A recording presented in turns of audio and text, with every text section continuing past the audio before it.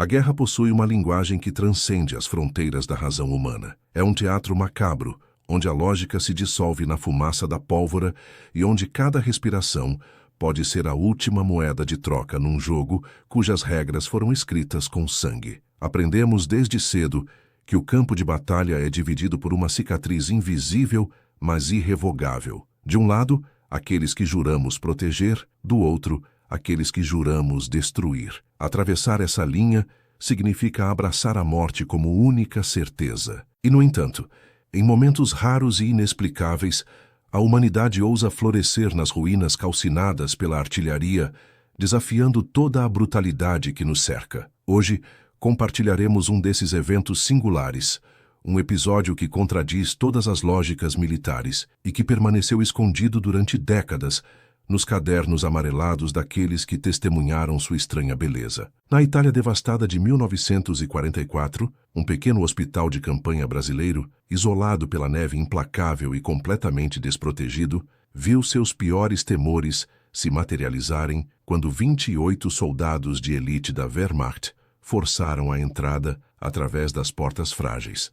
Não havia guardas suficientes para contê-los, não havia munição para resistir. O massacre parecia escrito nas estrelas daquela noite congelada, mas o que aconteceu nos 20 minutos seguintes não foi um banho de sangue, mas sim um acordo silencioso e tenso de sobrevivência que provou que, às vezes, o sagrado juramento de curar fala mais alto que as ordens vindas de Berlim. Esta é a narrativa da invasão que terminou sem uma única bala disparada. Para compreender a vulnerabilidade daquele instante, é necessário visualizar o cenário desolador onde tudo se desenrolou. Era o inverno inclemente nas montanhas dos Apeninos, uma estação que transformava a paisagem italiana num purgatório de tons brancos e acinzentados. O Hospital de Campanha número 17, operado pela equipe médica da expedição brasileira, não era uma estrutura de retaguarda com paredes brancas e geradores confiáveis. Era uma instalação improvisada, erguida nas ruínas de um antigo celeiro de pedra,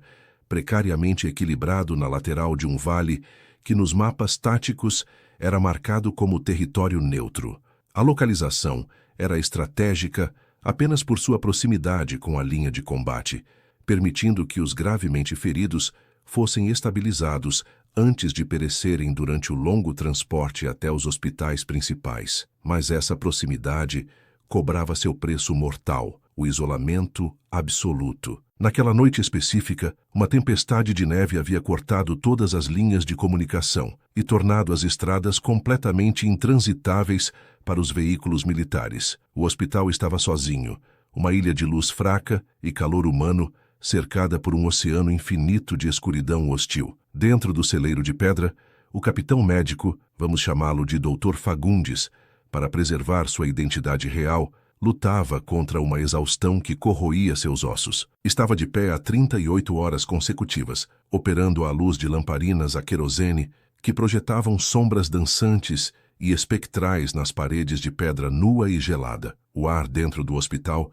era uma mistura espessa e nauseante de odores que se entrelaçavam. Éter, sangue fresco, suor azedo, tabaco ordinário e o cheiro adocicado e terrível da gangrena que, infelizmente, era presença constante naquelas condições precárias. Havia 14 leitos ocupados, macas de lona esticadas sobre estruturas improvisadas de madeira. Nelas, jovens soldados brasileiros, rapazes do interior de Goiás, da Bahia, de Pernambuco, gemiam em delírios febris ou dormiam o sono pesado induzido pela morfina racionada. A guarnição de defesa do hospital era patética. 2 vigias armados com rifles antigos na entrada principal e um cabo que servia simultaneamente como enfermeiro e segurança, armado apenas com uma pistola calibre 45 presa ao cinto. Era um alvo indefeso, uma presa vulnerável esperando ser devorada pela noite. O terror começou não com explosões, mas com um silêncio antinatural. Por volta das 2h40 da madrugada, o som distante e constante da artilharia, que servia como uma canção de ninar macabra para os veteranos acostumados, cessou abruptamente. Até mesmo o vento lá fora pareceu conter sua respiração gélida. Dr. Fagundes, que estava trocando o curativo de um soldado com ferimentos de estilhaços no abdômen inferior, parou seus movimentos. Seus instintos, afiados por meses intermináveis de zona de combate, alertaram que algo estava profundamente errado no ar. O cabo enfermeiro também interrompeu suas ações, sua mão indo instintivamente para o coldre na cintura. Eles trocaram um olhar carregado, aquele tipo de comunicação silenciosa entre homens que sabem intimamente que a morte está rondando próxima. Antes que pudessem apagar as lamparinas ou dar qualquer ordem de segurança, a porta principal do celeiro, uma estrutura pesada de madeira de carvalho reforçada com barras de ferro, foi aberta com uma violência que fez a madeira gemer e estalar como um disparo de rifle. O vento gélido e a neve invadiram o recinto de uma só vez, apagando 3 das 4 lamparinas e mergulhando o hospital numa penumbra aterrorizante. E junto com o frio penetrante, entraram eles. Não eram recrutas assustados ou conscritos, relutantes, forçados ao combate.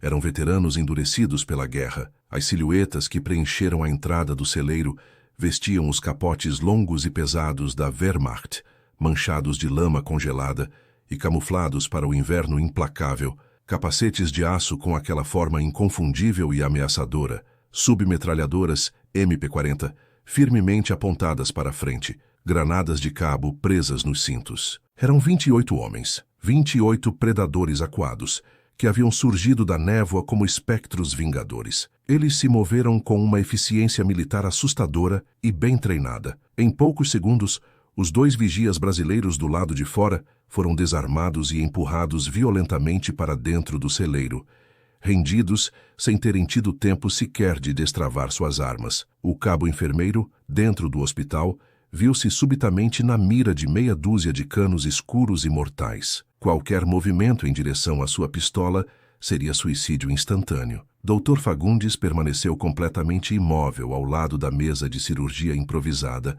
suas mãos enluvadas de sangue, erguidas lentamente na altura dos ombros, num gesto universal e antigo de rendição e não agressão. Seu coração batia contra as costelas com tanta força brutal que ele temia que o som pudesse ser audível no silêncio tenso e carregado que se instalou como uma nuvem tóxica. Ele olhou diretamente para os invasores. Eram homens grandes e imponentes, com barbas crescidas, rostos escavados pela fadiga extrema e olhos endurecidos por visões que nenhum ser humano deveria carregar na alma. Eles ocuparam o espaço metodicamente, flanqueando as paredes de pedra, verificando cada janela estreita, assumindo controle total do ambiente em menos de 60 segundos cronometrados. O Hospital de Campanha brasileiro havia caído sem resistência. A Convenção de Genebra, com todas as suas regras elaboradas sobre a inviolabilidade sagrada de instalações médicas, parecia um conceito distante e absurdo diante da realidade crua daqueles 28 fuzis apontados como lanças medievais. O oficial que liderava o grupo alemão avançou com passos deliberados. Era um Hauptmann, capitão, alto e imponente, com uma cicatriz recente serpenteando pela têmpora direita e o uniforme ostentando a condecoração da Cruz de Ferro, pendurada como um peso morto. Ele não gritou ordens teatrais, não fez ameaças inflamadas, simplesmente varreu o recinto com um olhar calculista e analítico, absorvendo cada detalhe minucioso. Os feridos brasileiros indefesos nas macas, a fragilidade absoluta da equipe médica, a total ausência de qualquer resistência militar efetiva. O cabo brasileiro, tremendo de uma mistura explosiva de raiva e impotência, esperava pela ordem de execução sumária. Ele sabia que unidades isoladas, especialmente tropas de elite desesperadas, frequentemente não faziam prisioneiros, principalmente quando estavam infiltradas tão profundamente em território inimigo e não podiam se dar ao luxo de arrastar cativos. O silêncio esticou-se até seu ponto de ruptura crítico. Um dos soldados brasileiros feridos, despertando do torpor da anestesia e vendo os uniformes cinzentos alemães, soltou um grito abafado de pânico puro, tentando se encolher pateticamente na maca estreita. Um soldado alemão próximo a ele virou a arma instantaneamente na direção do ferido aterrorizado. Dr. Fagundes, movido por um impulso que transcendia qualquer medo racional, deu um passo firme à frente, colocando deliberadamente seu próprio corpo entre o cano da arma nazista e seu paciente vulnerável. Ele falou em português claro e autoritário, sabendo perfeitamente que as palavras não seriam compreendidas linguisticamente. mas confiando que o tom universal de autoridade médica atravessaria as barreiras do idioma. Ele declarou que aquilo era um hospital sagrado, um lugar de cura e salvação, e que não permitiria atos de violência dentro daquelas paredes manchadas de sangue inocente. O oficial alemão fixou seus olhos no médico brasileiro. Houve um momento eterno de avaliação recíproca e silenciosa.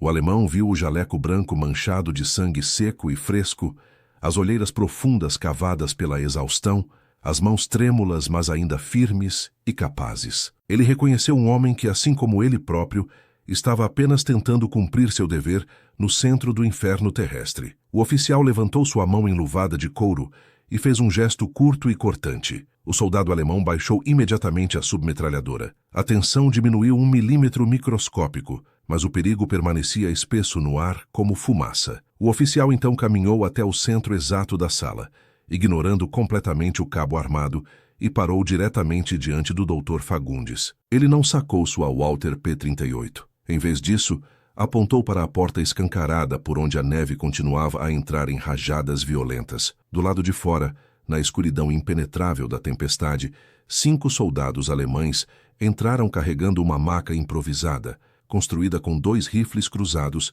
e um casaco de campanha estendido. Sobre ela jazia um homem jovem. Não era um oficial superior com conhecimento estratégico. Não era um comandante com segredos militares valiosos. Era simplesmente um soldado muito jovem, quase uma criança, pálido como cera de vela, com um uniforme completamente empapado de sangue escuro e viscoso na região do tórax e ombro esquerdo. Ele emitia sons borbulhantes e úmidos a cada respiração laboriosa, o som inconfundível e terrível de alguém se afogando lentamente no próprio sangue. O oficial alemão olhou para o Dr. Fagundes novamente, desta vez sem máscaras. A arrogância fria e a frieza calculada do conquistador haviam evaporado completamente de seus olhos, substituídas por algo muito mais primitivo, visceral e profundamente humano, desespero absoluto. Ele não tentou falar inglês nem português. Falou rapidamente em alemão, uma frase urgente e quase suplicante, apontando para o rapaz moribundo e depois para a mesa de cirurgia onde o médico brasileiro trabalhava momentos antes. O gesto era inequívoco e universal. Eles não estavam ali para conquistar o hospital. Não estavam ali para executar os feridos ou capturar prisioneiros de guerra. Não queriam documentos secretos, mapas táticos ou equipamentos militares. Estavam ali simplesmente porque tinham um camarada morrendo rapidamente e sabiam que naquela vastidão congelada de morte inevitável, aquele celeiro brasileiro era o único lugar numa distância de quilômetros onde havia uma chance minúscula, por menor que fosse, de salvá-lo da morte certa. Haviam invadido o território hostil, arriscado o aniquilamento completo de sua patrulha e quebrado todas as regras sagradas de engajamento militar, não por ódio ideológico, mas por pura lealdade fraternal a um único soldado ferido. A situação inverteu-se completamente na mente do Dr. Fagundes. Ele compreendeu instantaneamente que não era mais um refém impotente.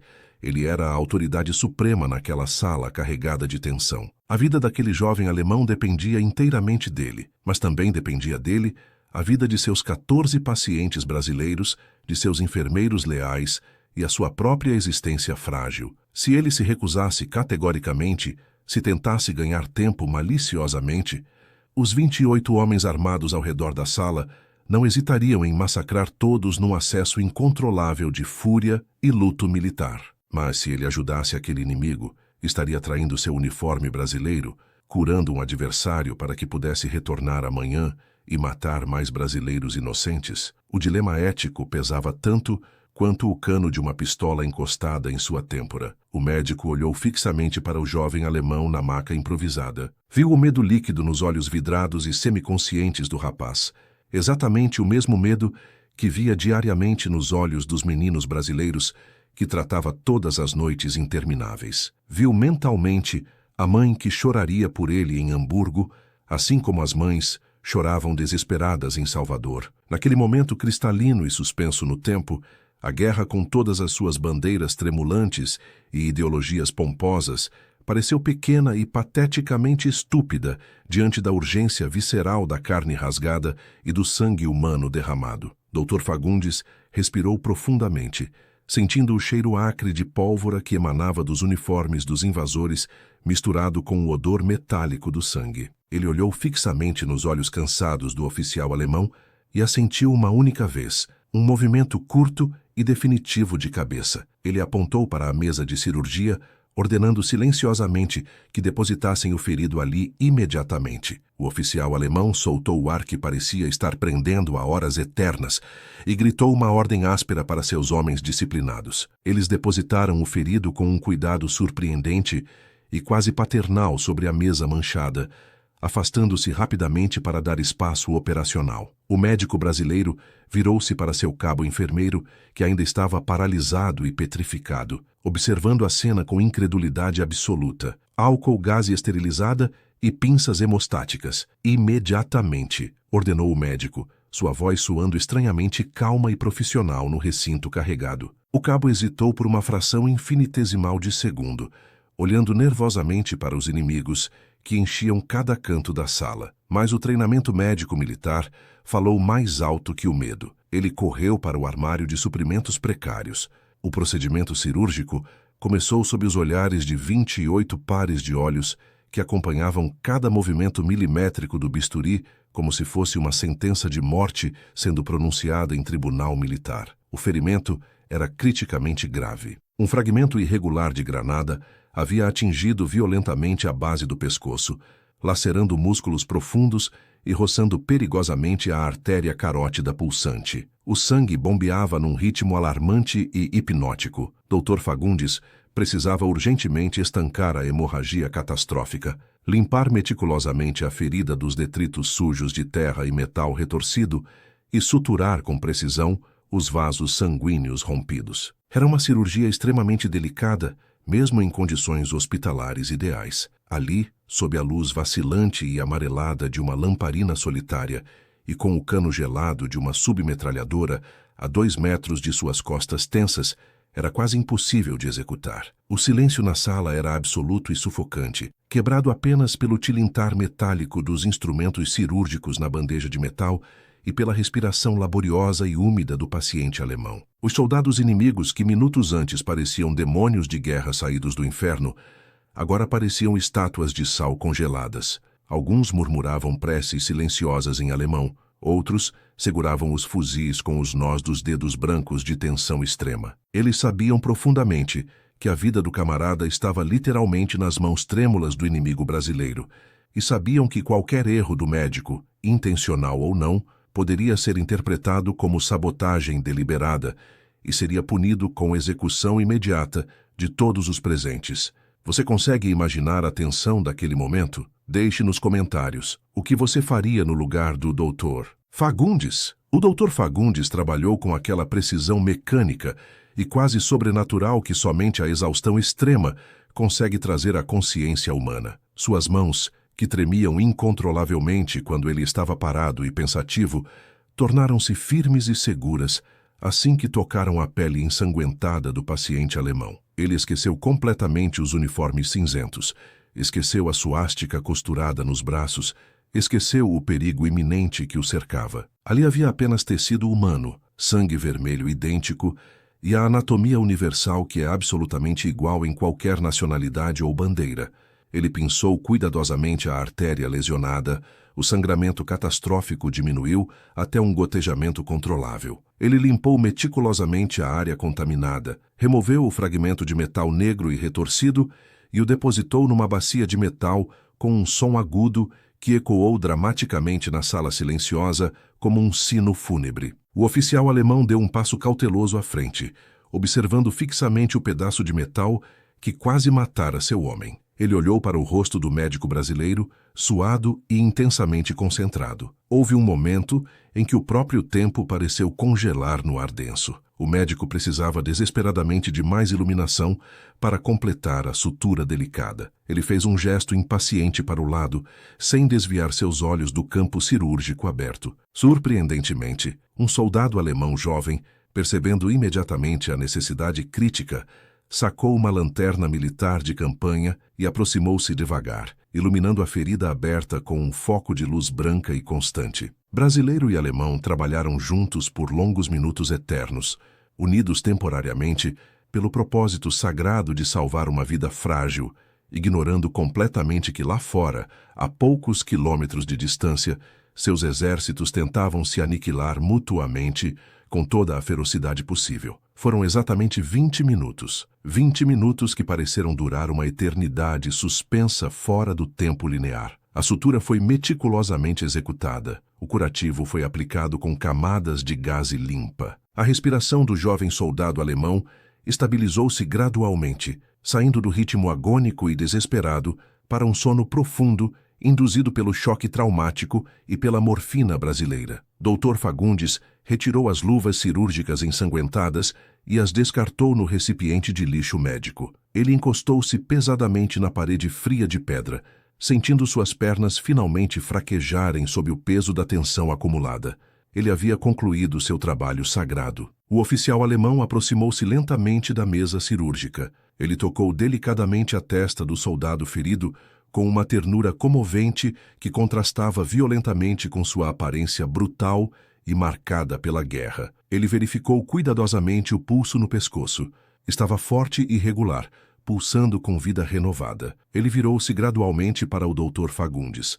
O médico esperou em silêncio, preparado para qualquer desfecho. Seria agora o momento fatal. Agora que o serviço médico estava completo, eles eliminariam sistematicamente todas as testemunhas inconvenientes. Era a lógica tática mais fria e racional. Um hospital de campanha avançado, capturado, poderia fornecer suprimentos valiosos, ou sua destruição completa negaria assistência crucial ao inimigo. O cabo brasileiro segurou firmemente o cabo de sua pistola, mentalmente preparado para morrer atirando e levando alguns consigo. Mas o oficial alemão não puxou sua arma lateral. Ele endireitou lentamente seu corpo cansado, assumiu uma posição militar formal de sentido e bateu os calcanhares produzindo um som seco e marcial que reverberou nas paredes. Ele olhou diretamente nos olhos exaustos do médico brasileiro e lentamente, com solenidade ritualística, levou sua mão direita à borda do capacete de aço, prestando uma continência formal, respeitosa e profundamente sincera. Não era a saudação nazista com o braço estendido. Era a tradicional saudação militar universal entre oficiais que se reconhecem mutuamente. Aquele gesto singular no meio do inferno congelado dos Apeninos italianos teve o peso simbólico de um tratado de paz assinado com sangue. A continência do capitão alemão não representava submissão ou derrota, mas sim um reconhecimento profundo entre guerreiros que, por um breve e frágil momento suspenso no tempo, haviam servido a uma causa infinitamente maior do que suas bandeiras nacionais ou ideologias políticas. Os outros soldados da Wehrmacht, percebendo a mudança sutil mas significativa na postura de seu comandante, baixaram gradualmente suas armas ameaçadoras. O clima na sala transformou-se instantaneamente. O ar, antes carregado de eletricidade estática mortal e medo de execução iminente, tornou-se pesado com uma estranha e solene reverência. Não havia sorrisos fraternais, não havia abraços emocionados, não houve palavras calorosas de amizade ou reconciliação. Havia apenas o respeito silencioso e brutal de homens que sobreviveram juntos a algo que transcendia a própria guerra. O oficial baixou sua mão lentamente. Ele olhou para o Dr. Fagundes uma última vez, gravando permanentemente o rosto cansado do médico brasileiro em sua memória. Em seguida, virou-se para seus homens e proferiu uma ordem em voz baixa, quase um sussurro rouco. 6 soldados avançaram, não para atacar ou saquear, mas para recolher cuidadosamente a maca com o jovem recém-operado. Eles o levantaram com um cuidado paternal que parecia impossível para mãos tão treinadas e acostumadas a matar outros seres humanos. O rapaz, ainda profundamente inconsciente, foi coberto com cobertores adicionais que os próprios alemães tiraram de suas mochilas pessoais. Eles sabiam perfeitamente que a jornada de retorno seria extremamente dura e que o frio brutal era agora o maior inimigo daquele soldado salvo. Foi precisamente nesse momento que aconteceu o segundo milagre inexplicável daquela noite extraordinária. O celeiro estava estocado com suprimentos médicos extremamente valiosos e raros: morfina, sulfamidas antibióticas, bandagens esterilizadas, álcool cirúrgico puro. Para uma patrulha isolada profundamente atrás das linhas inimigas, Aquilo valia infinitamente mais do que ouro ou diamantes. Saquear o hospital seria o procedimento operacional padrão e esperado. Levar aqueles medicamentos poderia potencialmente salvar dezenas de outros alemães feridos, agonizando nas trincheiras congeladas. Os olhos de vários soldados alemães vagaram avidamente e com cobiça óbvia para as prateleiras envidraçadas do armário de medicamentos. Um deles chegou a dar 2 passos deliberados em direção às caixas preciosas de morfina, sua mão estendida para agarrar o que pudesse carregar, mas a voz cortante do oficial alemão cortou o ar gelado como um chicote, um único comando gutural, autoritário e irrevogável. O soldado cobiçoso parou imediatamente, como se tivesse batido numa parede invisível, recolheu sua mão envergonhado e voltou à formação com a cabeça baixa em submissão. A ordem era absolutamente clara e inegociável. Nada seria tocado ou roubado. Eles não eram saqueadores naquela noite sagrada. Eram visitantes indesejados, mas gratos, que haviam recebido uma dádiva inestimável da humanidade. Roubar o homem que acabara de salvar sacrificialmente a vida de um irmão de armas seria uma desonra intolerável que aquele oficial prussiano não permitiria sob circunstância alguma. O código de honra militar da velha guarda, frequentemente esquecido e pisoteado na barbárie crescente da Segunda Guerra Mundial, falou mais alto naquele celeiro esquecido por Deus e pelos homens. O grupo começou a recuar disciplinadamente em direção à porta ainda escancarada, de onde a neve continuava entrando em rajadas violentas e brancas. Eles saíram de costas, mantendo sempre o contato visual defensivo, as armas agora apontadas para o chão, numa postura cautelosa, mas não mais agressiva ou ameaçadora. O cabo brasileiro, que passara os últimos 30 minutos com a mão crispada no cabo da pistola suando copiosamente, viu os últimos vultos cinzentos desaparecerem gradualmente na tempestade noturna. Mas o capitão ficou por último, sozinho. Ele parou na soleira da porta de carvalho, sua silhueta recortada dramaticamente contra o turbilhão branco e caótico lá fora. Ele enfiou a mão enluvada no bolso profundo de seu capote pesado. O cabo brasileiro tensionou-se instantaneamente outra vez, temendo ser uma granada de despedida, uma tática comum e covarde para eliminar testemunhas e destruir completamente a instalação médica. O alemão retirou sua mão lentamente. Não havia granada mortal nem pistola traiçoeira. Havia apenas um objeto pequeno e escuro.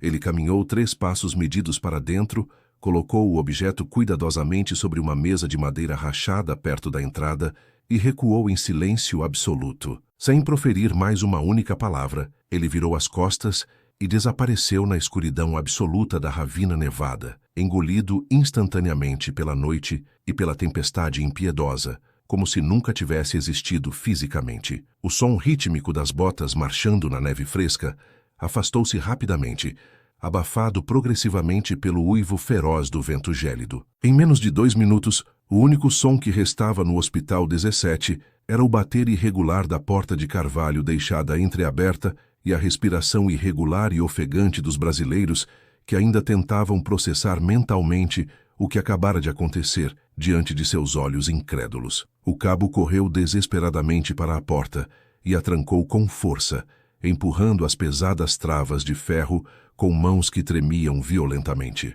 Em seguida, encostou-se na madeira sólida e escorregou lentamente até o chão frio, suas pernas finalmente cedendo completamente à descarga maciça de adrenalina acumulada. Ele olhou para o médico exausto e começou a rir descontroladamente, uma risada nervosa, histérica e catártica de quem acabou de enganar a morte por centímetros. Dr. Fagundes não riu, nem sequer sorriu. Ele caminhou lentamente, quase sonambulicamente, até a mesa perto da entrada onde o oficial deixara seu pagamento simbólico. Ele pegou o objeto pequeno com reverência.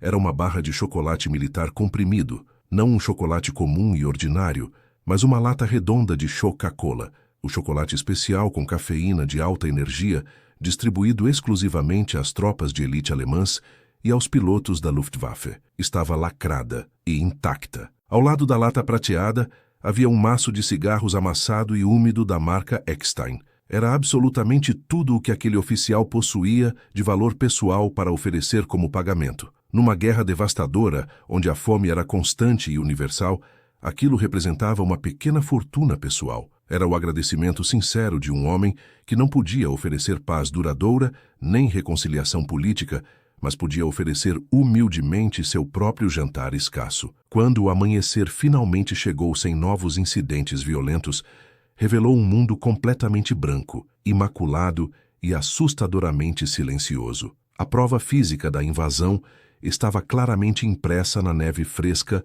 ao redor do celeiro. As pegadas que se afastavam mostravam uma disciplina férrea e militar impressionante. Eles não haviam circulado para mapear estrategicamente as defesas brasileiras. Não haviam sabotado as linhas telefônicas já cortadas pela tempestade, nem haviam deixado armadilhas explosivas. Vieram com um propósito único, cumpriram sua missão desesperada de misericórdia e partiram em silêncio. Anos depois, em 1956, muito tempo depois que os canhões finalmente silenciaram e a Europa devastada começou sua reconstrução dolorosa, o Dr. Fagundes recebeu um pacote misterioso em sua clínica particular no Recife. O remetente era de Munique, Alemanha. Não havia nome completo, apenas iniciais enigmáticas. Dentro, embrulhado em papel pardo e protegido por jornal velho, havia um estojo de veludo azul desgastado. Ao abrir o estojo com mãos trêmulas, o médico encontrou uma medalha antiga e preciosa, uma cruz de ferro de primeira classe, gasta pelo tempo e com a fita completamente desbotada. Junto com a medalha, havia uma carta breve datilografada num português imperfeito, claramente traduzido com muita dificuldade. A carta dizia simplesmente: ao médico que tinha o poder divino de matar, mas escolheu curar. O jovem soldado que o senhor operou naquela noite gelada de inverno chamava-se Klaus. Ele sobreviveu milagrosamente à guerra, retornou para casa, casou-se com sua namorada de infância e hoje tem 3 filhos lindos. Ele é carpinteiro. Eu era o capitão que comandava aquela patrulha desesperada. Prometi solenemente a mim mesmo que se eu sobrevivesse ao inferno terrestre, encontraria o homem que me ensinou que a honra verdadeira não tem uniforme nem bandeira. Esta medalha foi minha, conquistada em combate sangrento. Ela não vale absolutamente nada comparada à vida preciosa que o Senhor generosamente devolveu. Obrigado eternamente por nos conceder 20 minutos de humanidade pura. Essa história extraordinária nos lembra poderosamente que mesmo quando o mundo inteiro decide enlouquecer coletivamente e se autodestruir numa espiral de ódio, a consciência individual ainda permanece como a última barreira frágil contra a barbárie total e absoluta. Naquela noite congelada, 28 homens armados poderiam facilmente ter massacrado um hospital indefeso.